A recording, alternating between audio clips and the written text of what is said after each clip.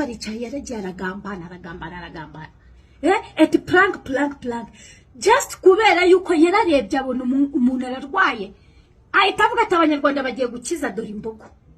Ntabwo uri umuntu uwo muhungu wabivuze uwo nguwo mu mucya kuri internet wa sumu uwo nakabindi k'uburozi sumu wowe urozi dore musi nibajya bakuroga ujya unywa amakara every single day ifu ry'amakara ujya ukoroga amakara mu nuzumwe nta soni babwira umuti w'uburozi mujye muwurangira abantu mujye mukaraga amakara umwe ukindi cya kabiri uburozi kwa muganga ntago babuvura.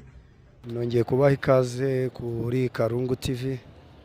Karungu TV rero nkuko nababwiye hari ibintu bituma twumva buri gihe cyose twasobanurira abantu uburyo bakirwanaho mu buryo bwihuse kuko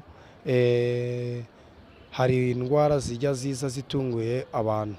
Igihe rero uriye ibintu bigendanye n'uburozi cyangwa se acide wenda ukeka ko hari ibintu baguhaye mbere yuko ujya kwa muganga mu by'ukuri ushobora gufata ikiyiko kimwe c'ifu y'amakara ukagikoroga mu mazi ashushe ukanywa.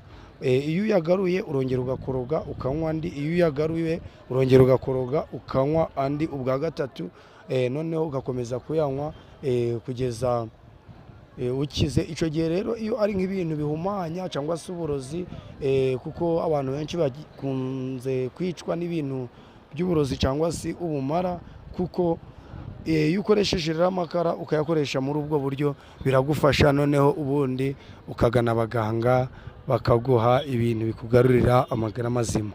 Murakoze, mugire umunsi mwiza.